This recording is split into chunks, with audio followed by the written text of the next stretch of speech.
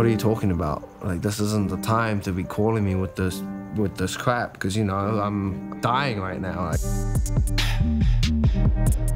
I felt like I was a sinking ship and I couldn't save myself, so I would just pull everyone down with me. That was my mindset.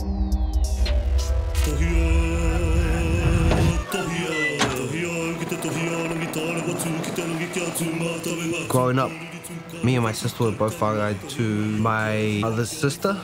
She already had a family of, you know, 6, 7 people. She didn't want to adopt me. She just wanted to adopt my sister. But I had to come along with her. So, you know, I got mistreated by her quite a bit. We weren't a super wealthy family. It was a 3-bedroom house with, you know, about 9 kids there. So you can just imagine the dynamic that it was at home. There was fighting over food. There was fighting every other day. When I was going to school, I was always mad and angry.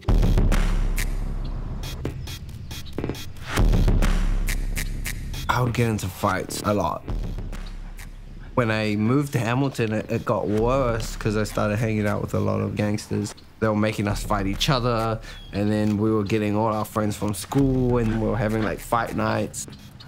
If a kid beat me up, I'd come back the next day and try to fight them again. And again, and again, and again, until I won. You know, I was heading down the path of going to jail or even worse. I didn't see that there was another way that you can live your life.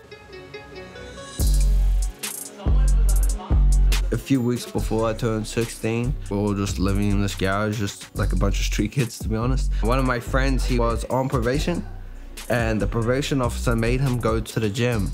He bought me some food and said, man, you need to come to the gym with me. And I was like, no, I'll pay you back. And he goes, no, don't pay me back, just come to the gym with me.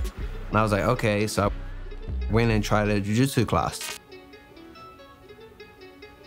And I got smashed. They beat me up, and I'm like, man, I want to go back. And I just kept going back, kept going back. I fell in love with the sport right away. He rereke ngā piki, ngā heke me ngā pāneke o te tangata. Ko tētahi āhuatanga o tēnei hākinakina, o te whawhai, o te pakanga, ka ako katoa koe, he aha ēnā pāneke-neketanga.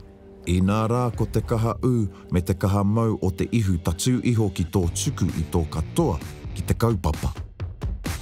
It let me see life in a different light and be able to use something that I'm good at, which was fighting. I believe it's obtainable.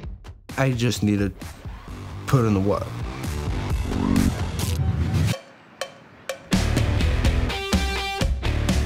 Ka huake he taumata atu anō o te manawa u i a koe ka tīmata ki te takahi hōhonu nei i o waiwai. Te kai ngā tukinga katoa, te hia kē nei tūrakitanga ka ara anō mai i o puna ki o waiwai. Te korotaha o te titiro ki tētahi mahinga no te riri, ka whakanuitia kētia ki te whakamahia i te wātika. When I was 19, I sold everything that I had to be able to afford a plane ticket. I had $200 in my pocket, and I moved to the United States, sacrificing, you know, my whole entire life up to that point just to chase my dream. I got the opportunity to fight my pro debut on Bellator. I'm in the middle of my weight cut. I've lost about 15 kilos. And, you know, I'm dead, laying on the bed, trying to go to sleep. My phone was ringing. It was my older sister. Told me that my sister committed suicide that same day. I was like, what are you talking about? She's like, no, I'm serious. I'm standing here with her body right now. I was at the wreck all night. The next day, you know, I just didn't know what to do. It was heartbreaking for me, and at the same time, I had one of the biggest opportunities of my lifetime right in front of me. That fight day, I was just like an empty shell. I didn't know how to talk about it. I didn't know how to express my feelings, especially in the moment before I have to go to war with somebody. That fight night, I just acted like everything was okay, and I finished the guy in 30 seconds. And then my main focus was just trying to get home and you know, be with my family. So my main drive moving to the United States was the opportunities to be a world champion. Moving here just opened up doors for me. Ko a tātou Māori e tohu ana I tā tātou e rongo nei, I tā tātou e wehi nei. Kei ia tirohanga tōna rongo maiwhiti, mai ngā wā kua werohia ki ōna angi tūtanga, ta tū iho ki ōna hinganga.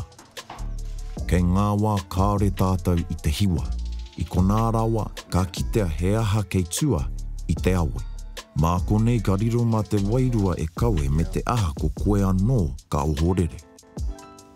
Being in California, a lot of people have liberal ideologies. I met my wife 3 years ago. Thank you, babe. I want a big family. She did as well, so that was one of the main things we connected on. And then, you know, we're both against stuff like abortion. A conservative family, to me, is kind of just like the old-fashioned way, you know, like there's the head of the household, who would usually be the father. He'll be the breadwinner, he'll bring home all the money. She'll look after the kids and make the food and clean the house. This is my wife in a natural habitat. I hope he got that. I love women making their own money, but in a household with a husband and kids, one's gonna suffer. I think having the right to bear arms for protection, it should be like a #1 priority. A few years ago, I was selling jewelry right outside one of my favorite restaurants. The guy showed up in a suit. He goes, "I have a gun," and he went to go reach for it. I stepped in, I grabbed his hand, I wrapped my other hand around his body, and I lifted him, and I drove his head straight into the concrete. As I lifted him, the gun fired. I had the bullet shrapnel go in my leg. I gave him a good kick to the face, and now I had his gun. His buddy comes running around the corner with his gun drawn, pointing straight at me, and I try to shoot him. I fire the trigger, but the gun's jammed, and the gun didn't fire. They were screaming at me, and they ran away.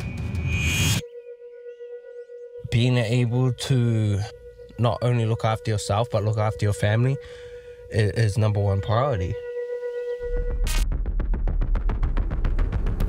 Mena e mōhio ana koe ki te hoariri, me te mōhio ki a koe anō. Me kaua koe e wehi I ngā hua o ngā pakanga e hia ki ene. Mena e mōhio ana koe ki a koe anō engari kaua ki tō hoariri. Hei ia wā koe tō ai, ka hingatahi koe. Mena kaore koe I te mōhio ki te hoariri, a ki a koe anō hoki, ka whenumi koe I ia pakanga. What Jiu-Jitsu did for me is it took me off the street. It gave me a family, and it also taught me discipline and respect. Mixed martial arts is a brutal sport. If you don't put in the time that you need to put in, it shows. If you're not doing those things, and you fight this guy who's doing those things, he's gonna annihilate you.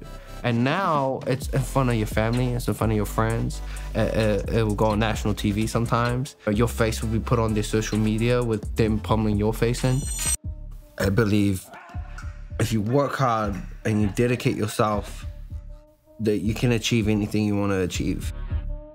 Ko tahi tangata pea ka koke ki te papa o te riri.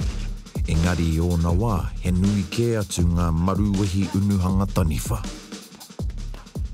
E tatari ana kia hutakina, e whanga ana kia wātea. I'm a lot different than other fighters where I don't have to find that thing inside of me that comes out inside the cage. The monster's just always with me. He's just ready.